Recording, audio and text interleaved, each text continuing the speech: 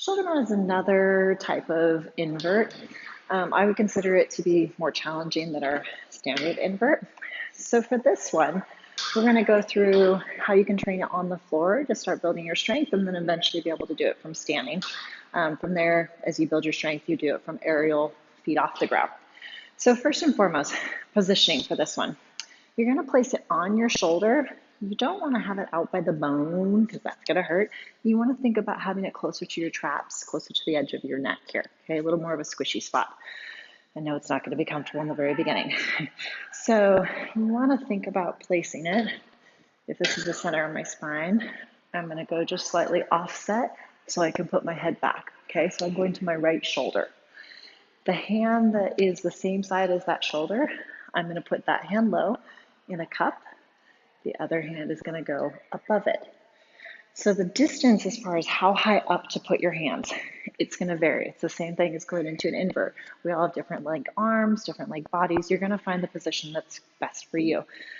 Keep in mind, though, there's going to be an optimal. If it's too close, you're not going to have a lot of leverage. If it's too far away, once again, you start to lose your mechanical advantage. Okay, so it's physics.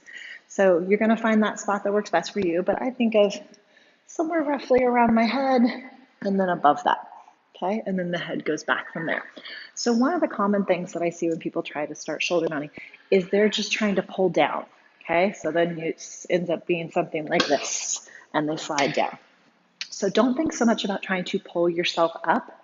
Think instead like you're trying to grab the pole, hoist it over your shoulder, and walk off with it caveman style. So with the hand that's closest, I'm pulling forward, and also with the other one. So my arms are pulling this way, my back is pushing that way. Also, think about trying to squeeze your elbows together. You don't want to end up with them out here, end up wasting a lot of energy, direction going that way. We want it all to go straight ahead. So think about trying to squeeze your elbows together here. Okay, so you can try this just standing at the pole. Don't worry about your feet coming off the ground. I want you to find the mechanics of that feel, and you might just feel yourself get a little weightless. So try getting up on your tippy toes, hand position, head goes back, and just lifting here. Okay, so you should feel the lift in your chest initially. Don't think of trying to lift your feet off the ground. You want to make sure that you feel this before you start going into that part. Okay, so that's the first part of it. Is finding that push-pull. Okay, that's what pull is usually about. It's all about push-pull. It's physics. So if shoulder mount is new to you, I would encourage you to do, once you've kind of tried that, just feel where that positioning is going, is you're going to work on it from the floor. Okay, if these are new to you and this is a new area, baby skin, a little sensitive, if you're working them on the floor, I'd recommend using a towel. So once you're doing them standing, you can't because you need to have that skin to skin contact, or it will make your life much easier at least. So if you're doing it from the floor though, take a towel and we're going to lay down and put the shoulder to the pole. And you can place the towel right there just to give you a little cushion. Okay, so we're going to find that same position. I'm putting the pole right up next to my neck. Hand placement, I'm in a cup, and there are other grips to do for shoulder mount, but we're going to start with just this cup. Down the road, once you get secure, you can play around with Princess Grip, True Grip, but we're just going to go with cup, which I would say probably you see most common. Okay, so ideally, you want to do this with straight legs. If you're not quite there strength-wise yet, that's fine. Go ahead and bend your knees, but think of working up to straight legs. Okay, my arms, I'm pulling this direction, and I'm squeezing my elbows together. So feel this pull, initially straight legs, and then I want to think about shooting my legs straight up, control it back down, and down. Okay, so that helps you start to build the core strength, also kind of christen your shoulder, get used to that movement, get used to that hand position. Okay, when you're ready to start working on that wrap, you can work on, same as you would for a regular invert, up, shoot, legs will wrap, as if you're going to a crucifix, and you can actually leave this foot on the pole to help you control down and lower. Okay, so shoulder mounts are newer to you. I would encourage you to start with those on the floor and think of it as a conditioning exercise. Maybe do 5 or 10 on one side, work on that shoot up, switch to the other side. You can use a towel, not use a towel, but the nice thing is you have the option so that you don't kill your shoulders, and sometimes that way you're actually able to do more and work on building the strength in your core pelvic area without killing your shoulder. So as those start to build, then you're going to take it to the standing. Okay, so that same position that we already went over. Cup, not too close, not too far. One hand on top of the other. Head is back.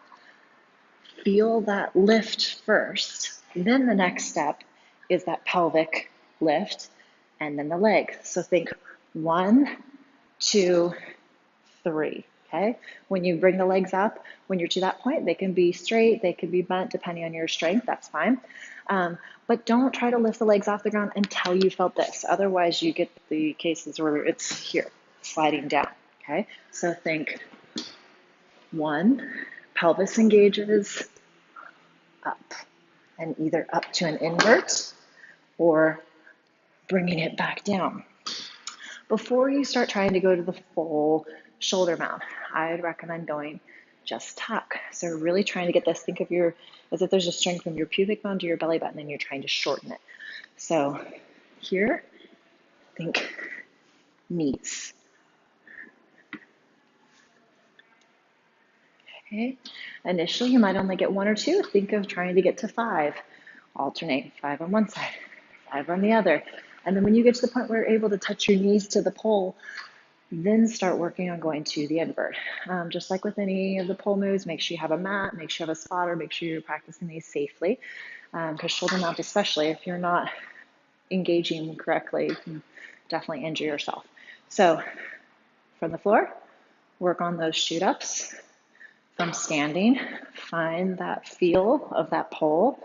Then once you get beyond that, pelvis, and then to the knee tucks. Once you get to the point of those being comfortable, working on shooting up. When you do get to the point of going to that crucifix, common thing I see is there's a moment of panic and people are trying to get their feet to the pole as fast as possible, but they leave their butt way over here. That's why I say start with the knee tuck, and then you want to shoot up. So here, shoot. Okay, so my hips go nice and high. Otherwise, you end up with your knees running into your hand. Okay, so level 1 on the ground, level 2 standing. From there, if you want to build your strength even more, start taking them aerially. So that'd be the breakdown for your shoulder mount.